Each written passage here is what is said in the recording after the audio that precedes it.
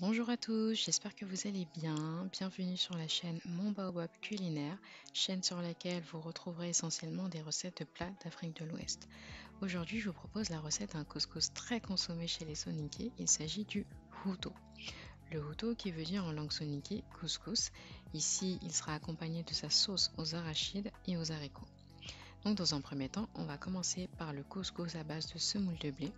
Et pour ça, il va vous falloir 1 kg de semoule de blé fine, de l'eau et de la poudre de feuilles de baobab. En soninké, on appelle ça le taraillé. Et si vous n'en trouvez pas, vous pouvez la remplacer par la molokéa moulue que l'on trouve facilement dans les épiceries arabes. Et pour remarque, le huto, on peut également le préparer avec de la farine de maïs, mais ici j'ai choisi la semoule de blé. Donc passons maintenant à la préparation. Vous allez porter à ébullition une grosse quantité d'eau dans le bas d'une couscoussière. Il vous faut mettre assez d'eau pour toute la durée de cuisson qui sera assez longue.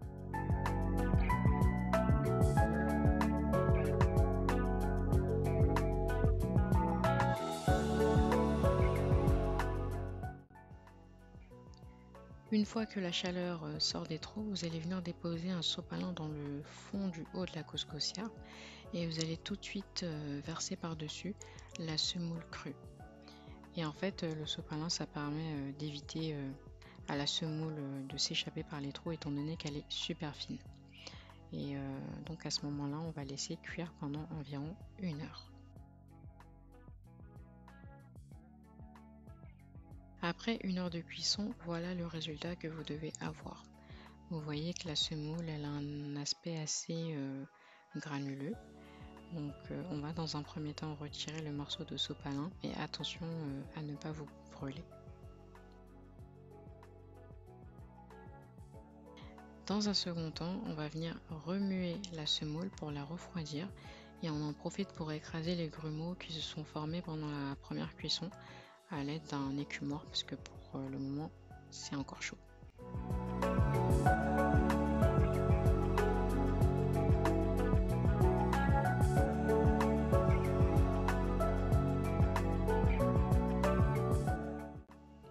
Une fois que notre semoule est bien lisse et tiède, on va travailler la semoule à la main et avec de l'eau. Vous allez venir prendre un grand verre d'eau et verser l'eau petit à petit à la surface de la semoule. Et progressivement, avec votre main droite, vous allez mélanger en faisant des mouvements circulaires pour bien incorporer l'eau dans la semoule. Il faut que le mélange soit bien homogène avant de verser de l'eau à nouveau.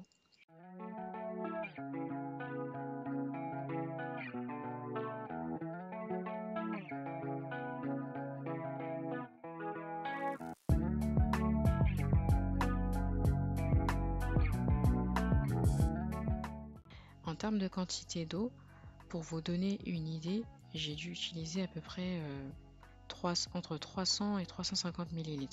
Et attention, j'insiste sur le fait que ce n'est pas une valeur de référence, parce que tout dépend de la qualité de votre semoule ou de farine. Parce que comme je l'ai dit au début, vous pouvez également utiliser de la farine de maïs. Donc vous allez peut-être utiliser plus ou moins en termes de quantité d'eau. L'essentiel, c'est que votre semoule soit assez humidifiée pour la deuxième cuisson. Si ce n'est pas assez humide, la semoule mettra plus de temps à cuire ou alors elle ne le sera pas du tout. Et si c'est trop humide, vous allez avoir des grumeaux à la fin. Donc c'est vraiment au toucher que vous allez savoir si vous en avez mis assez ou pas.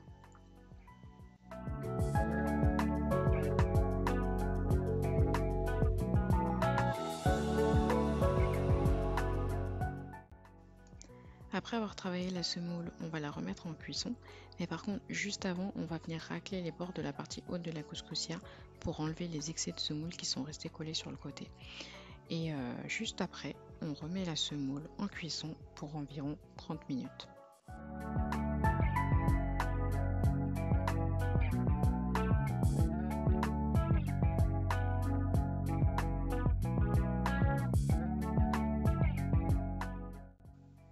Après 30 minutes de cuisson, la semoule doit être quasiment cuite. On va de nouveau la travailler et comme pour la première fois, avec l'écumoire, on va écraser les grumeaux, remuer la semoule pour la refroidir un petit peu.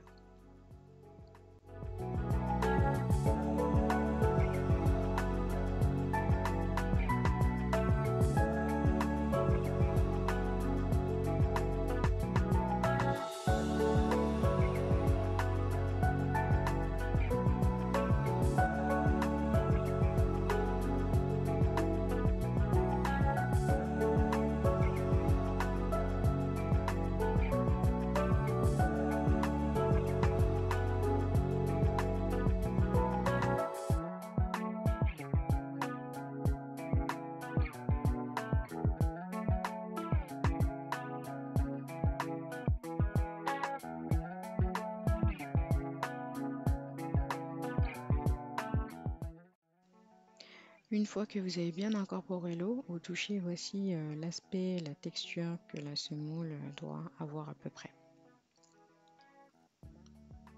Vous allez venir ensuite transvaser la semoule dans un autre récipient pour ensuite la passer au tamis.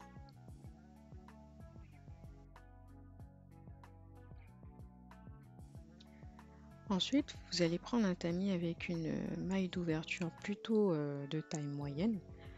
Donc j'ai essayé de vous montrer à la caméra, mais je ne sais pas si c'est assez visible pardon, pour vous.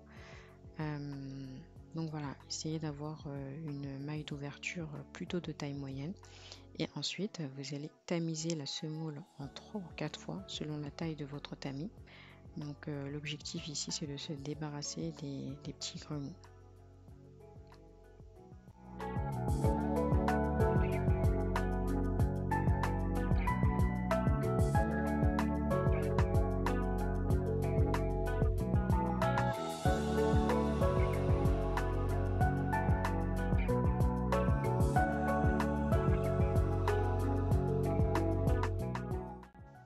Une fois que vous avez fini de tamiser la semoule, vous allez la parsemer avec 2 grosses cuillères à soupe de poudre de feuilles de baobab.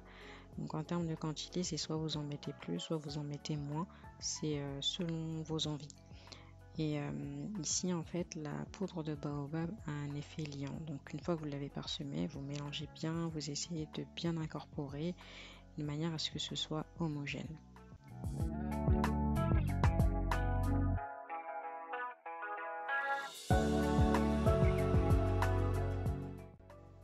Après avoir incorporé la poudre de feuilles de baobab, on voit que la semoule a changé de couleur, elle tire légèrement vers le vert et c'est normal.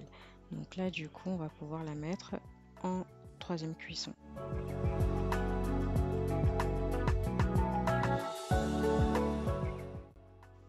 Enfin on arrive à la dernière étape de préparation de notre couscous.